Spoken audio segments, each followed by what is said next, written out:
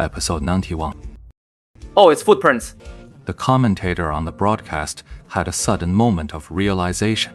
Everyone, look at this whole map from Team Field 1. It's a snow map, so characters leave. Very clear footprints behind as they move.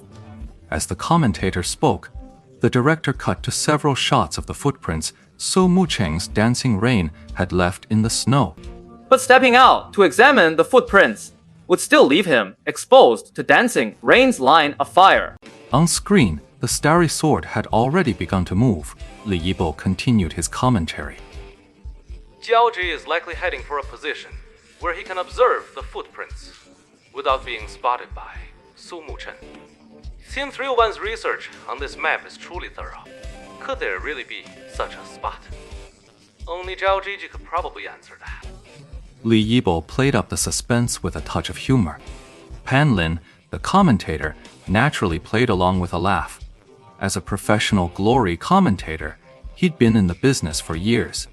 A glory enthusiast himself, while he lacked the technical skill of a pro player, his long tenure had given him an eye far sharper than most. Deep down, he already knew the answers to most of his own questions. But that's just the show's format. The commentator and analyst have to play off each other and keep the conversation flowing. The commentator and guest have different roles. The commentator mostly provides introductions, while the guest offers commentary. Pan Lin had been commentating for many years and had worked with Li Yibo countless times, so their professional rapport was solid.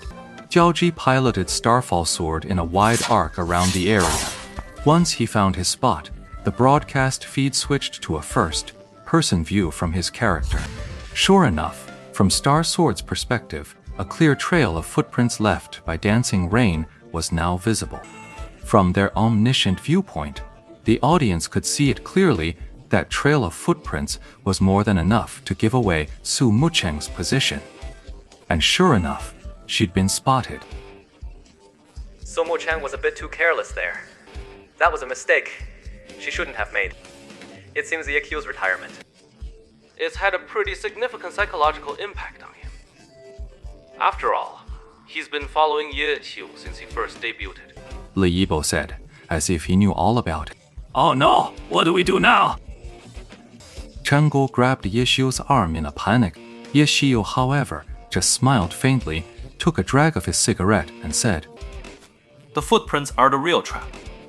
Chen Guo was taken aback.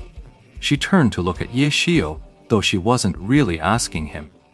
She was just nervously talking to herself. "Look," said Ye Xiu, pointing at the projection screen. Just then, a cannon blast echoed through the room, and Chen Guo immediately snapped her head around. On screen, dancing rain shot out with a cannon-propelled leap, firing a trio of anti-tank shells from mid-air at the Star Blade skulking behind the corner. Zhao Ji clearly hadn't anticipated his opponent would suddenly strike at this moment. The three shells of the anti-tank gun screamed toward him, and he scrambled to dodge. The blast wave from the explosion slammed Star Sword into the wall. Mu Yu Changfeng landed from her cannon-propelled leap, still atop a rooftop. From its dark muzzle, a stream of fire serpents roared out, aimed straight at Starfall Sword. A single shell flew out, only to burst apart, not far away into several smaller projectiles. They traced several arcs as they descended toward Starblade. No matter which way Starblade moved now, he was already caught in its blast radius. This was the launcher's skill, Stinger Cannon. Its shell explodes, splitting into 8 piercing projectiles that rain down for area damage. When used on flat ground, this skill typically fires the Stinger missile into the air, so the shrapnel from the explosion rains down from above to envelop the target. But dancing rain was already at a high vantage point, conveniently bypassing that tricky calculation. While Starfall Sword had no room to dodge, the amount of damage it would take was still in question. Standing still would mean taking the combined damage of all 8 piercing shots. So Zhao Ji still drove Star Sword forward. With the damage unavoidable, he decided to close the distance to dancing rain instead. Now he was right in front of her. Circling around for a sneak attack was pointless now.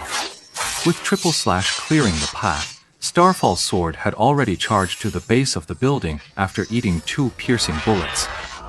Then, with a rising dragon slash, the sword flashed coldly overhead as he launched himself skyward, using the skill's powerful upward thrust. Zhao Ji was certain the launcher couldn't stop him from vaulting onto the roof.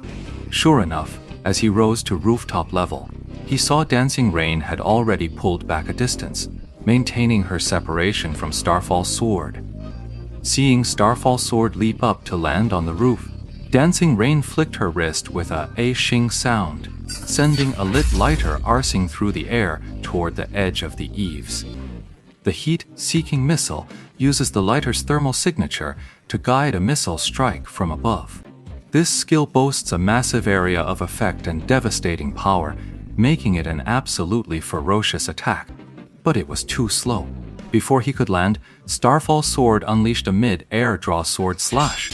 A flash of snowy, white sword light swept through the air. Clang! And with uncanny precision, it knocked the lighter away before it could even hit the ground. Wow, beautiful! Pan Lin and Li Yibo exclaimed in unison, marveling at Zhao Ji's absolutely brilliant maneuver. But at that moment, a smiling emoji from So Muqing flashed on the side information panel. Immediately after, a thick, brilliant pillar of light descended from the sky, completely enveloping Starfall's sword from head to toe, and the ground where he stood crumbled away in a thunderous collapse.